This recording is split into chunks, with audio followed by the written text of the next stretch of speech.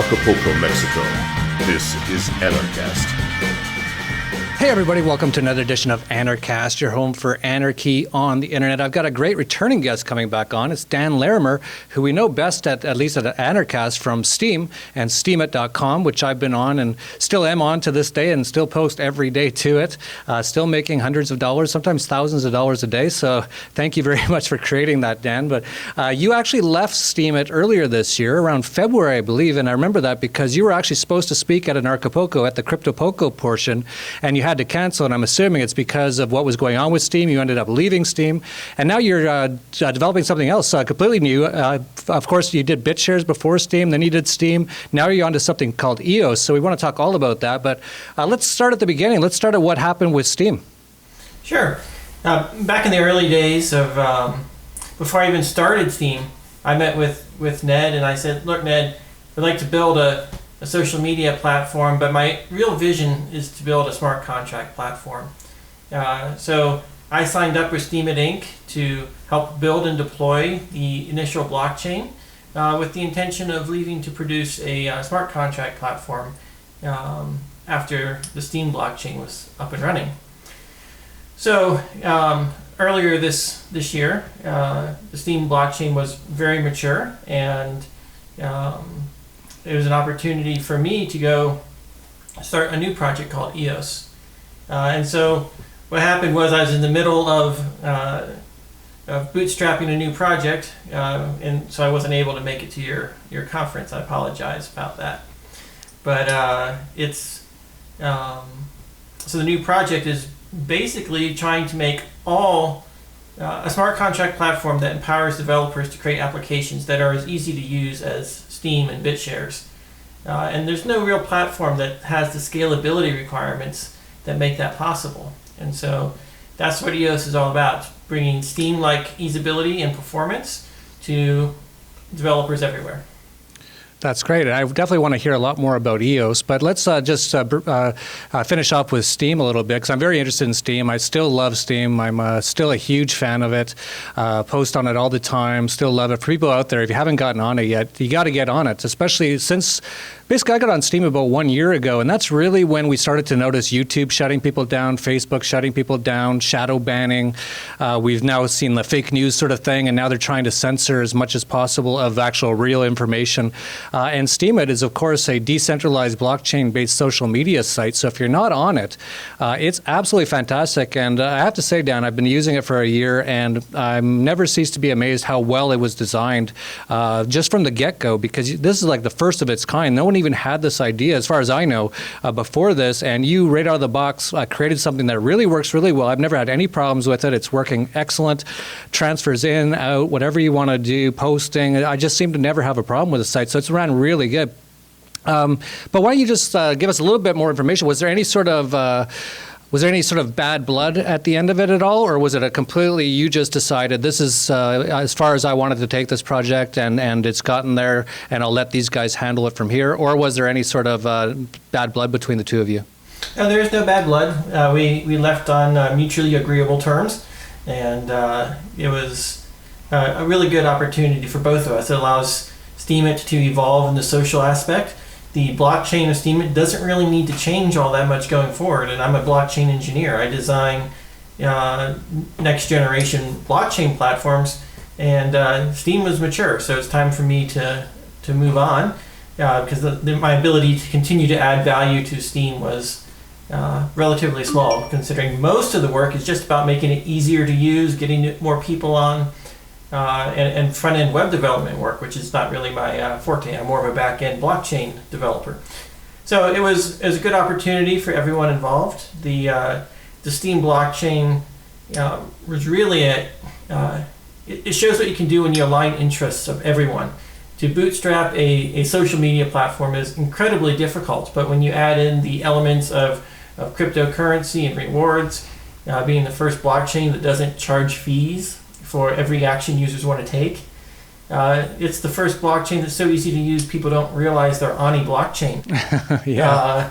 And that was the real accomplishment. BitShares achieved a lot of the performance things, but it was a financial platform, and that's not accessible to everyone because not everyone wants to speculate and risk their money. But with Steem, we could onboard people to cryptocurrency, get them involved, get them some tokens, allow people to work their way in with social proof by getting upvotes for the content you're producing.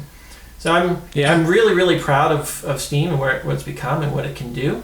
And I'm hoping that there could be many more applications that can be built like Steem in different areas, because we can completely change things going forward.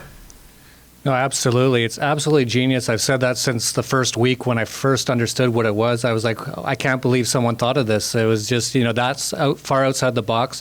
And as you mentioned, so many people, it is their first introduction to cryptocurrencies. So that is absolutely phenomenal. I see Steem just passed 250,000 users now, which is great. I'd like to see that up around 25 million plus, but it takes some time. But I actually could see it going there fairly quickly. This is definitely getting more exposure now.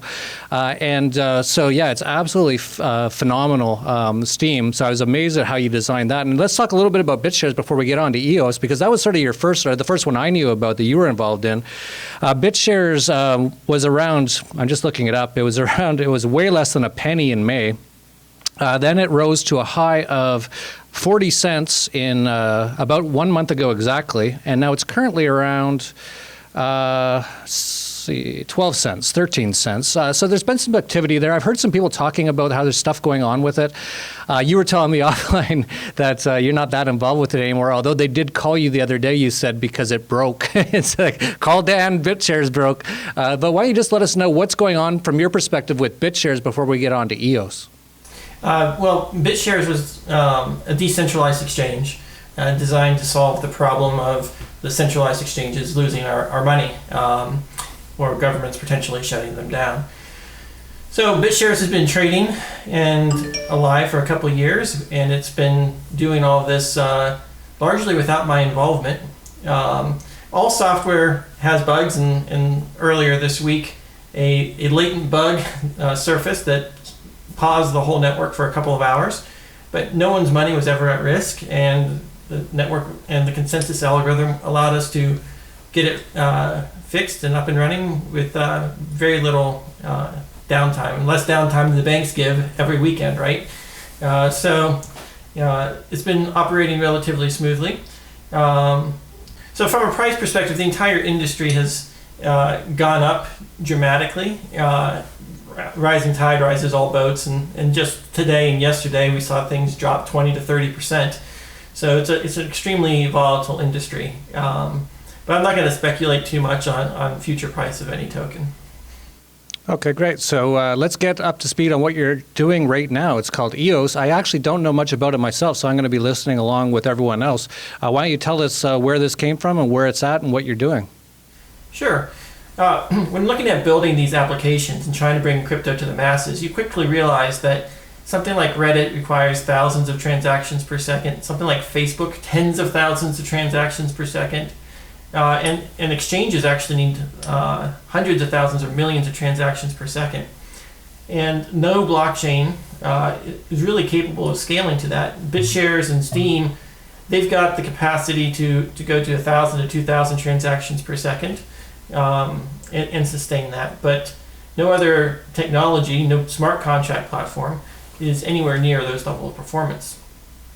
So I've set out about making smart contracts actually fast, efficient, and scalable, so that we can actually achieve these things. So we can all integrate them. If Steem is one application, BitShares is one application. What happens if you want to put them both on one blockchain when they're both already saturating or could saturate the networks they have already?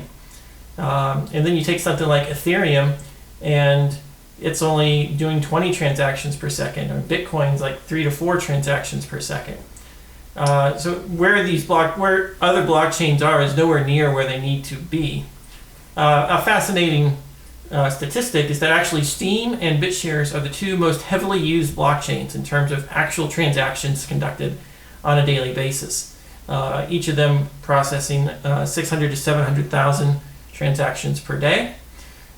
Which is more than Bitcoin and Ethereum combined. And they're both doing more than Bitcoin and Ethereum combined. which is a real testament to their usability. Even though they're not number one and number two in terms of market cap, they are number one and number two in terms of actual usage. And I really believe that's because we make it easy. We solve actual problems. Both the exchange and Steem are an end user application. And I believe that what we're missing is a platform that allows developers to build these applications, because it just takes a lot of expertise to build a blockchain, to build a decentralized application, and to build it in a way that's easy to use. And there's so much redundant infrastructure that could be provided by a common platform. So we've seen the success of Ethereum, going all the way up to $30 billion in market cap, going up to almost like 60-70% of the market cap of Bitcoin. So there's huge market validation of the demand for this kind of technology, but we'd like to actually deliver it to the market. That's great. So I'm still trying to understand exactly what EOS is, though. So you say it's able to handle a lot of transactions, and you say it's a sort of a smart contract platform, but give us a little bit more detail on that and exactly what it is. A smart contract platform, or an application platform, allows anyone to write code and publish it to the blockchain and run it on the blockchain without having to ask for anyone's permission to do so. So it's sort of like a hosting environment for decentralized applications. If you know what Ethereum is, you kind of know what EOS is. The difference would be that if Ethereum is like a microcontroller, EOS is like an operating system running on a multi-core processor. So the main thing that EOS brings to the blockchain industry is actually parallelism, the ability to run multiple things at the same time. And that gives us horizontal scalability. But from an end user's perspective, what it means for you is that there's going to be more applications like Steemit available, because developers will be able to build and deploy those applications cheaper, and they'll be able to integrate with each other. So you can have one account that you can use for your social media and your exchange and whatever other ideas that people come up with for running on a blockchain. Oh, that's interesting. So what you're saying is it's sort of a competitor to Ethereum. Oh, absolutely. It's designed to deliver on Ethereum's promises. Okay, so why don't you describe a little bit what the difference is between Ethereum and EOS? You just described a little bit, but what are some of the reasons why you think EOS is better? Aside from performance, EOS has user-friendly account names. EOS has no transaction fee, so it works like Steem.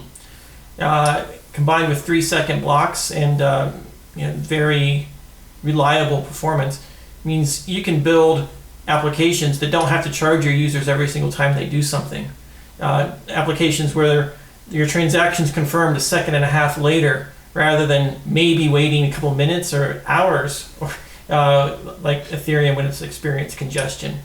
So it's a combination of making things easier to use and faster while removing the fees, is what separates us from Ethereum.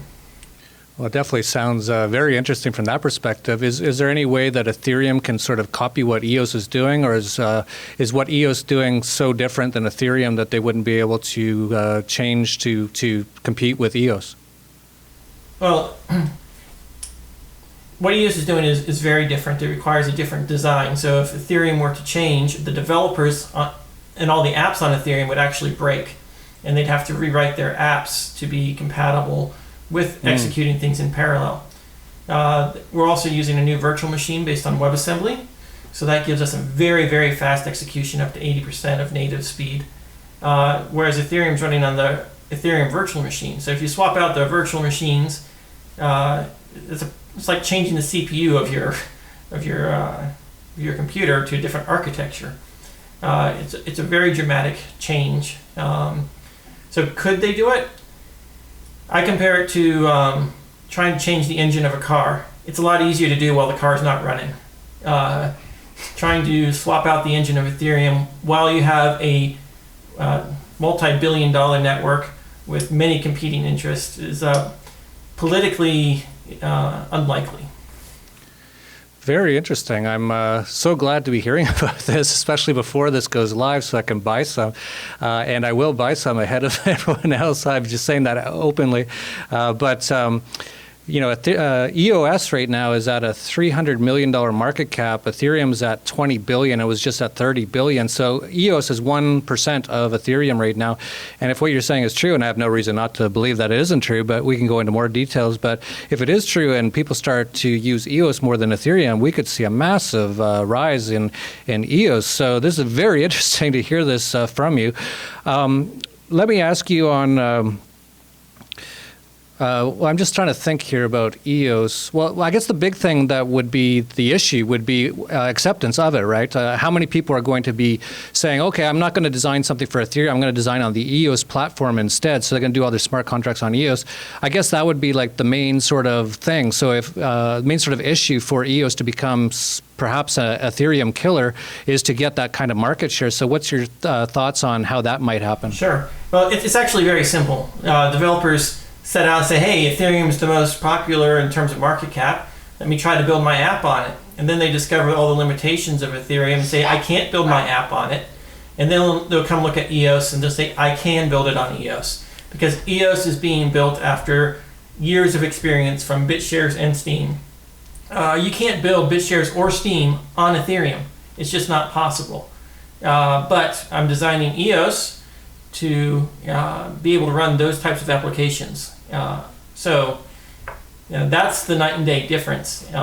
Is EOS is designed with experience of actual working applications and with the knowledge of what it requires to scale. So developers will naturally go where they can actually do stuff versus where all the hype is. Yeah, no, that makes a lot of sense. Wow, this is so amazing to get this information. I was not aware of what you were doing. As I said to people, I just knew you were doing something. I didn't know what you were doing. I'll be buying a lot of this as soon as this interview is over. And I think a lot of other people probably will too once they hear about it. I wasn't even aware of it, and I'm aware of a lot of things. There's so much stuff going on in the cryptocurrency space. So is EOS at the stage... Yeah, it's impossible. It's I get some people online sometimes. This new thing will have come out like 3 days ago, and they'll say, "Hey, did you hear about this?" And I go, "No, I've never heard of it." And they'll be like, Berwick's behind the times." It's like, it just came out 3 days ago. It's like, that's how fast everything's going right now. But let me ask you on the EOS, is it sort of at the stage where it's ready for people to develop on it, or is it still in sort of being developed? Well, the roadmap for EOS is to have a minimal viable testing environment this summer, a test network this fall, and the software should be ready for someone to launch the chain at the end of the token distribution period. Right now, tokens are being distributed actually on an Ethereum smart contract. Every single day, another 2 million tokens are being distributed through a virtual mining process. So you can learn more about that on eos.io. And but yes, the general timeline is we don't want to start our car running until we have to, because as soon as we start the engines, the development speed slows down dramatically, because now you got to maintain the car, you got to support users and all those other things. So we actually are, even though we'd be able to have a working, viable blockchain this year, we set it up to give it a full year of time to develop and deploy. And developers will be able to get their app started to be ready to go whenever the public blockchain is available. So general timeline, people have already announced projects that they're building on EOS, and those projects will be able to start development this in a couple months. That's great. Very, very interesting. So I know that EOS got a little bit of sort of what you would call bad press recently. I didn't read through the whole article myself, but why don't you let us know what they were saying and what your response was to that article? Oh, a lot of people are naturally skeptical of anything that's getting a lot of money thrown at it, and we're kind of in this ICO bubble where anyone who puts together a white paper gets a couple $100 million. So there's a lot of people who have questions about, why did I do BitShares and now Steem and now EOS, and that. So we've already sort of covered a lot of those things, and just this misunderstanding about what my intentions are. My intentions are to create free market solutions for securing life, liberty, and property. I've maintained that mission in my life for the past several years, And I've created reliable, working, most heavily used blockchains. So I've proven the ability to execute on these things. And it's just a very toxic environment out there in crypto land, with everyone's got their own vested interest. So that's the challenge. That's just a matter of educating people about what I stand for. I'm actually not the one that's leading this up. EOS is being built by a company called Block One. I'm the CTO, which has a lot of very influential backers in the crypto industry. So this is not another project run by me. This is being a very professionally run project with a lot of buy-in from across the industry. That's great. How many people are actually working on the project, and how much money has it raised so far? We've generated over 200 million in revenue selling the EOS tokens. Wow. And each day another couple million comes in. So I believe we've made the most money from any token sale. So that's gives us quite a lot of power to do a lot of things to really build applications using our software. The team has got probably 30 to 40 people across all the different sectors, from marketing to engineering. The team's constantly growing, so it's a big team with a lot of moving parts, and I'm really excited to be working with these people. Yeah, that's great. How long is the ICO available for? Well, we don't call it an ICO. We're not crowdfunding. The money used for it is not being used for the development of software. Block One has already raised all the money it needs to build the software. And I'm sure you can appreciate the distinction between raising money and selling a product. So that's what we're doing, is we're creating a token distribution, because all blockchains need to be very widely distributed. And so that's what we do. We simulated mining, because that allows everyone to participate, and we stretched it out over a long period of time. So that's what's going on there. I'm sorry. So it's how long? Like, is that the best place for people to, if they want to buy some EOS, is to through the The EOS is a ERC20 token on the Ethereum network. It's currently listed on several major exchanges, including Bitfinex, Kraken, and Unity. I think there are a few others as well. So you can get in through Shapeshift and the like. You can't be a U.S. citizen, but and participate directly, but you can buy secondhand on the exchanges. Okay. Yeah, as usual, the Americans aren't allowed to do anything in the land of the free, which actually is kind of funny, isn't it? Or not really funny, it's kind of sad. That actually has made it so U.S. citizens have missed out on literally billions of dollars in profits from spaces like this, even with things like the Bitcoin ETF being constantly turned down by the SEC. That's just made us, your average American, missed out on this rise in Bitcoin that's happened over the last 6 months, which is usually the case. That's what governments almost always do, and that's why it's so great that people like yourself out there developing platforms where we just, the government can't even touch it. They're just like not even involved, and it's unregulatable, and it's just, it regulates itself through the blockchain. So much better. And my goal going forward is to build tools that allow decentralized governance. That's another aspect of EOS that we haven't talked about. We're talking about all the technical aspects, but EOS is going to have a constitution. You can think of it as a contract that every user signs with every other user of the platform, which creates a new jurisdiction, an international jurisdiction for resolving disputes among the users of the platform. And that's that decentralized contractual constitution, where you get explicit consent when you sign up and you start using the platform, takes disputes out of arbitrary government courts and into a forum for dispute resolution that we set up for ourselves. And the result is binding arbitration that's actually internationally enforceable. So EOS is a smart contract platform that bridges the gap with the actual contracts to allow people to interact securely with each other. And I'm sure there'll be many applications doing everything from reputation to processing the judicial disputes and public records, all in the blockchain.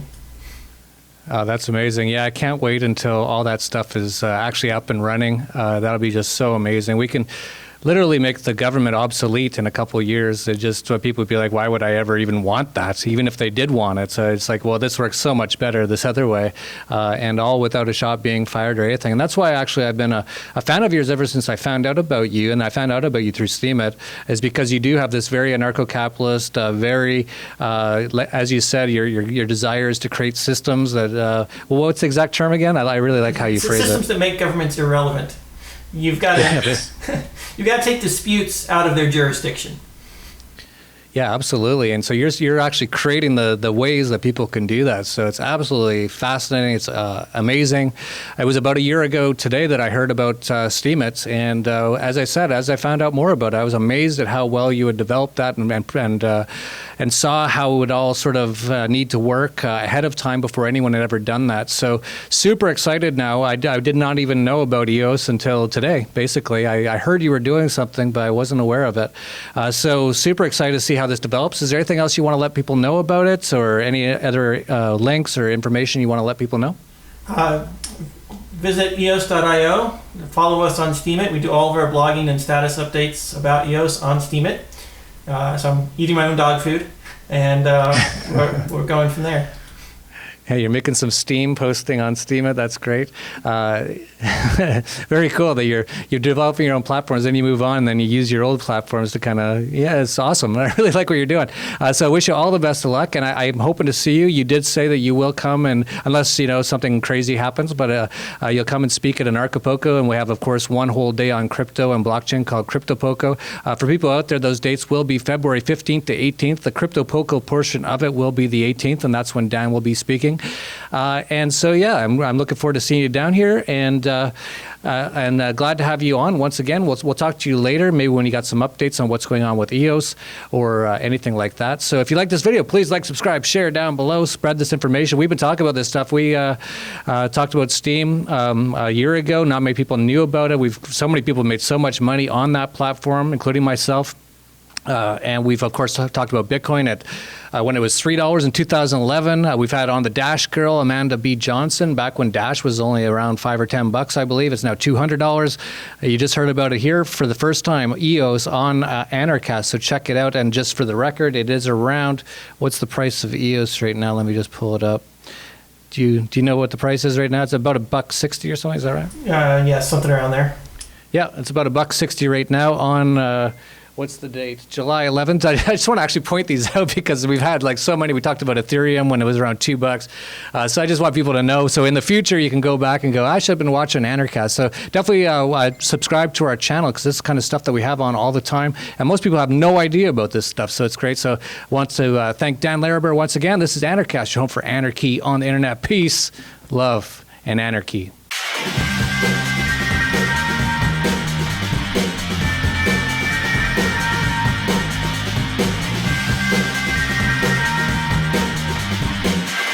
From Acapulco, Mexico, this is Anarchast.